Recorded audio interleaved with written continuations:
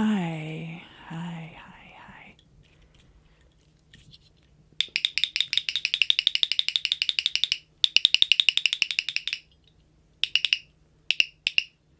I really liked the clicker sounds in the last video, so I thought I'd bring the clicker back. I haven't really done a lot of complicated ritual in the past probably few years. I didn't really see a need for it. Honestly, if you don't really see a need to do ritual, then it's okay not to. You can also show devotion to your deities or your entities. You can have regular practice that isn't like major ritual. So there are ways to still be quite active, but not be planning elaborate rituals. However, I met up with a friend of mine, maybe it was yesterday, and we actually had been quite active where ritual was concerned and performance aspects of ritual. So it got me thinking, especially at this particular juncture in my life, about different rituals I might want to start planning. So I have my notebook here.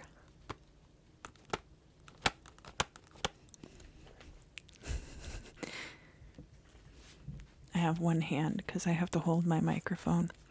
I don't have as fancy of a setup. So I apologize if it doesn't sound as good. But I thought I would start talking about some of the basics of planning more elaborate rituals. Now, of course, if you're working within a particular order or a particular system, oftentimes they have a prescribed order. Like I know within Wiccan circles, typically the circle is cast, and then you do your particular working, and then you close the circle again. And there's a lot of really ornate stuff that goes into doing that. The same thing with working with Golden Dawn techniques and with Goetia, of course. So I thought that I would deal with this in the way that I particularly have approached ritual in the past. I have gotten excellent results. And what works for me might not work for you. But I feel like by putting these techniques out there, which are a little bit different from what I've seen other people do, that it might provide a framework for you to find the things that'll work best for you. I am staying at my parents' house right now, so you can see the drip in the background. I think my grandmother made that quilt. And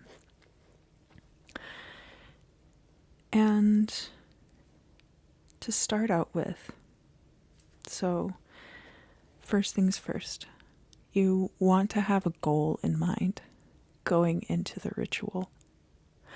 When I worked with my friend, she had a particular goal in mind and provided some of the structure. And so my part bringing into the ritual was based around the structure that she was already putting into place.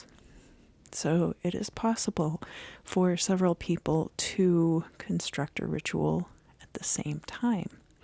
It just takes good communication and not being at cross purposes to each other. So you have to decide what your goal is going to be.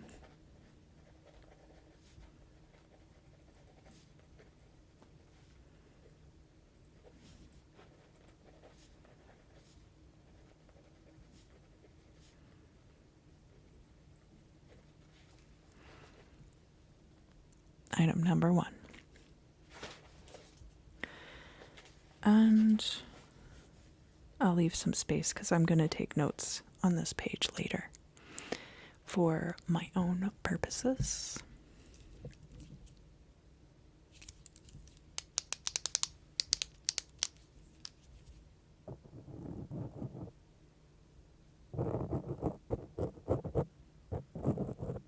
Get some of those good writing sounds in there. So, item number 2. Who do you work with? Are you working with a particular set of deities or entities that are typical for you? Are you going to be summoning elementals for this process?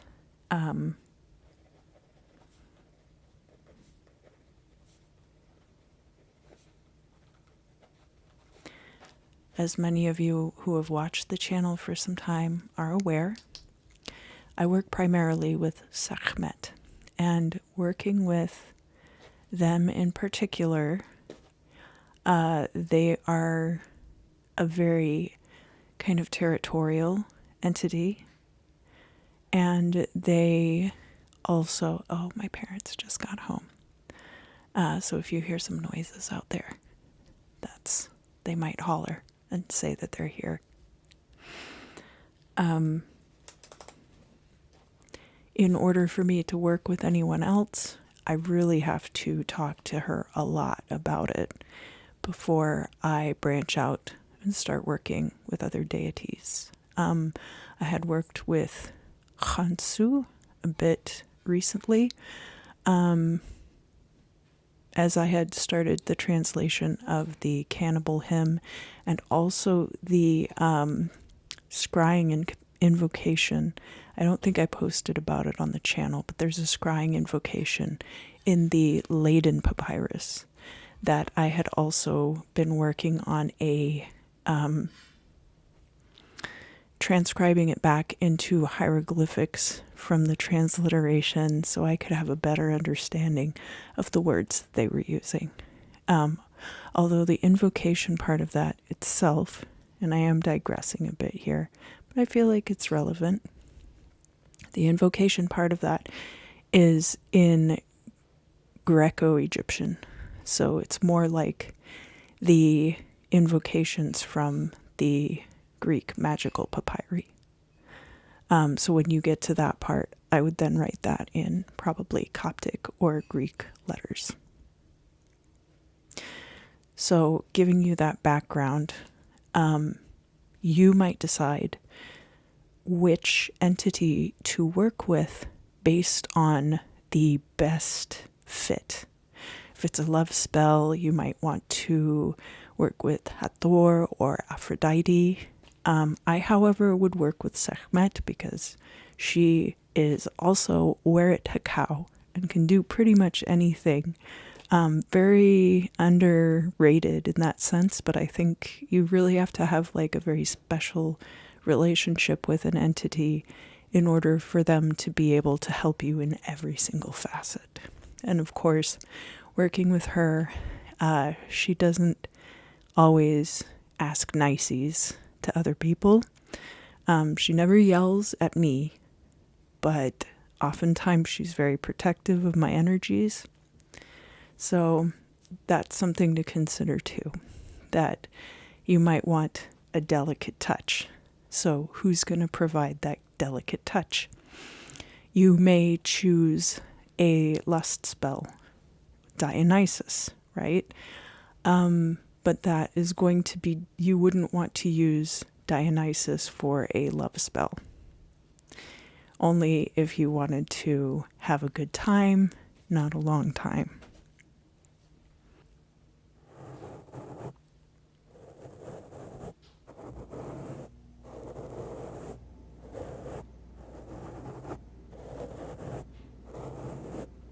So now you've considered carefully who you're going to be working with for the spell. You also have determined what you want your spell to be about, what your goal is for the spell, the ritual. Third, and some of these things can kind of be shifted around in order. I think the first two, it's very important for those two to kind of come together as the first part. But the third part, you're going to decide where is a good place for this to happen.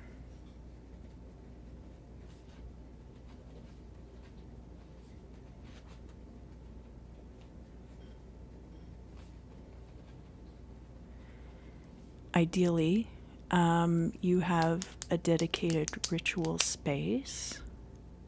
Dedicated ritual space. That's not always possible. One thing that happened over the pandemic and has been happening since there was an incident called the Ghost Ship Fire in 2016, I believe. And it was a horrible tragedy, a DIY space. They were having a show and the whole venue burned to the ground. Now, after this happened, a side effect and some of the fallout of that is that a lot of DIY spaces got closed down, especially if they weren't up to code. But it was also seen as license for these government entities to come in and close down spaces that they saw as either subversive or causing trouble. So it's been very difficult for people to pay the overhead on spaces. You might decide to rent out a space. You might decide to use an outdoor space. But of course, if you use a public space, you also run the risk of having it open to the public, where people are going to be walking in and out potentially, or could be coming upon you doing things that they don't agree with. Whether there's anything illegal involved or not, it might still cause problems. So that's something to consider. I do have a lot of spaces that I know about around here. As I mentioned, I'm staying with my parents now, but this is a house that I used to live in, not growing up. But anyway, long story short, I'm very familiar with this area. And there are a lot of really wonderful green spaces available for public use here, that it's not super crowded and you're not super likely to run into a bunch of people there. So that's something to consider. You might have a dedicated room of your house. If you're doing things like opening portals, or if you are communing with spirits, even when you open and close with very specific rituals and rites to make sure that everything is sealed properly, it's not something that I recommend making a regular practice in your sleeping quarters. You're very vulnerable when you're asleep, and it's not something that you want to open up to entities or anyone who is not. I mean, think about, like, who would you invite into your bedroom anyway? You wouldn't invite the mailman into your bedroom necessarily. So it's the same kind of deal. It's a working relationship and you want to keep it professional. And another thing about that is there tends to be a cumulative effect energetically within the space. So that's something else to consider, that a place where you are working often is going to accumulate that energy. And so that can be good, but It can also be something where if other people are using that space, if it's a public space, things could start happening. It could get a reputation for being haunted, and then all of a sudden your great private sanctuary has become a local ghost hunter hangout spot. So that's something to consider too, especially if your magic is effective. Item number 4. So now we start writing the script. We're going to be writing it. It could be, think about it like a stage play, right? There might be choreography. You might have other people involved. And when you do have other people involved, you're going to want to give them direction, and depending on their own role in it, maybe they're also helping you to co-author the stage performance that you'll be putting on. Ritual magic is, of course, the final haven for a lot of high school drama nerds who hate musicals or dislike canned responses or anything that you find really deficient about putting on stage plays or about musicals or things like that. Those are things that you are able to correct in the realm of the theater of the spirit and magical ritual.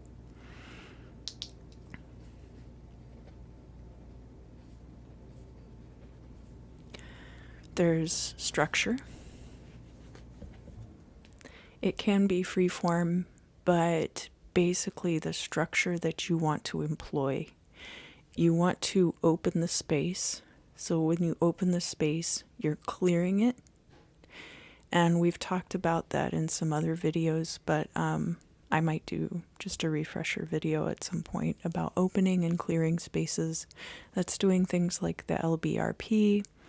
If you have a specific rite that you like to perform, for example, if I were using a spirit board as part of this ritual, that would be when I would do the opening of the mouth ceremony for that spirit board, or the way that I have rewritten that rite to be useful for the spirit board. It might involve casting a salt circle. It might involve drawing things on the ground. So you're going to want to think about that, how you're going to go about that. Are you going to use orange spray paint? Don't necessarily recommend that unless it's a space that maybe you have access to that has a concrete floor. You're going to be performing rituals in there anyway. If you want something more permanent, you can do it there. Obviously, don't use spray paint on natural surfaces if you're out in the woods or something like that. I know people spray paint boundary lines and things like that on trees. If it's your property, you can do with it what you want, but of course there are ecological repercussions for things like salt. If you put it on the ground, it'll make it much more difficult for plants to grow there. So it'll kill grass if you spread salt on the soil. So think about things like that too. What is the impact going to be on the environment? But you start with your opening and clearing.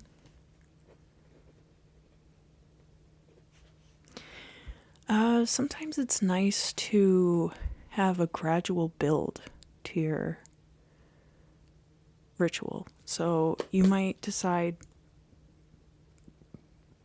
for example, if you're working with other people and you're trying to induce a trance state in the other participants or get them into a certain headspace, you'll want to make sure that you are providing a gradual build in an environment in which that can take place organically, so that you're not, trying to hypnotize each person one by one and saying silly things like, look into the spiral, and, you can incorporate that if you want to. But take that into consideration. Your working will be much more effective if people are kind of in a halfway, like a threshold liminal state. So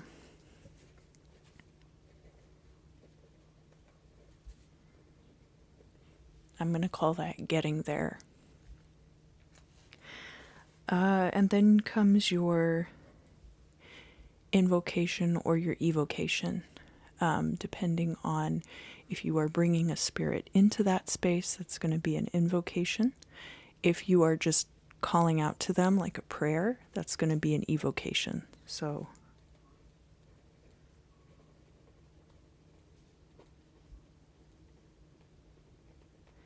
and that's going to look a little bit different for all of you, because, and this is really important, is that you're going to want to stick to whatever your entity is. Like, you don't necessarily have to work purely within one particular tradition. But if you're doing a Norse pagan ritual, you might not use certain things that aren't native to that. So you want to do a lot of research and make sure that you're very well versed in the materials that would be appropriate for certain things. So for example, Sekhmet is a solar deity. So I wouldn't use kaifi, even though that's a very traditional Egyptian incense, because it's a lunar correspondence incense. And so I would use something like frankincense, which would also have been used. Or I might even use something like agar wood, even, which might also have been available. And we talked about agar wood and things like that, I think, in the threefold baptism video. So then once you have completed this invocation, evocation, and probably I'll do another mini video about that, then you want to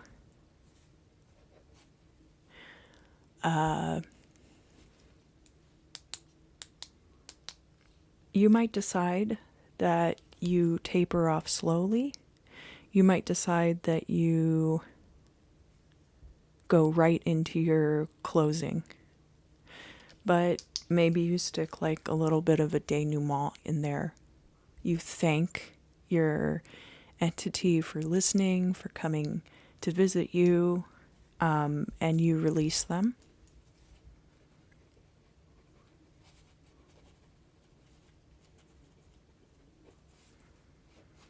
And then you clear and close the space. And again, the opening and closing are probably going to be the most formal elements.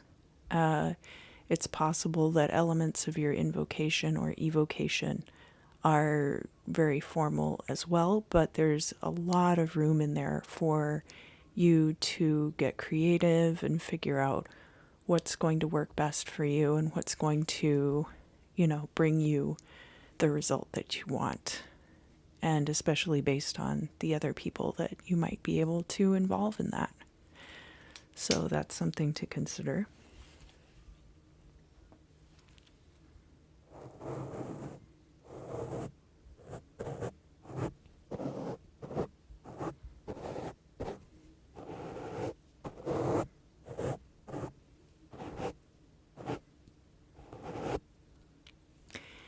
And then element number 5. Some entities really love publicity. So you might decide to do this as a performance that's open to the public. So, for example, when I had worked with Babylon with my friend, that was something that was put on like a stage performance. And we all did our different parts, and it was kind of like a rocket countdown and then the blast off. So if you are going to then have it open to the public and be doing it like a stage show, you're going to want to put like some promotion into that. You're going to want to tell your friends, maybe post about it on social media. And maybe even open it up that if people want to kind of casually take part, there might be ways for people to take part in a really casual way that they can just show up and get minor direction and be able to participate. So you'll want to kind of plan that out as well.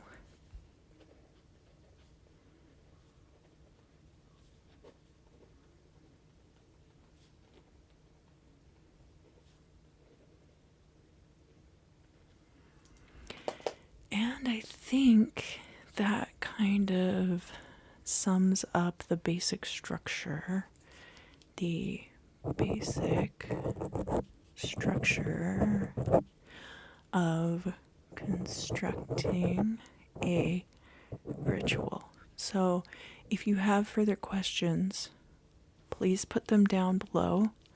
I'm going to then kind of expand on all of these things. I do have some locations that I might be scouting pretty soon, and it might be kind of fun to show you guys some of the places around here. I'm not being super specific about where I am, but if you know me and my history, you probably know where I am. I just had, I think I posted a video like a while back about some weird stuff that was going on, so I'm not trying to be like, Miss Cleo would call it putting everything on Front Street. I'm not trying to put it on Front Street. So, thank you for watching, and I really want to say a big thank you to all of you for sticking with me. I'm trying to kind of make sure that I'm continuing with the content, and I am going to be putting some other things together. It's been a very interesting time, and it's been difficult. A lot of it has been very hard, but it's also challenging, and I've also gotten to spend some really good time with my family. So I really cannot resent spending quality time with people that I love, and getting to reconnect, especially with my friend that I've done ritual with in the past. I'm very excited about that as well. So thank you, and I hope to see you again soon. Never be afraid of the pale threshold.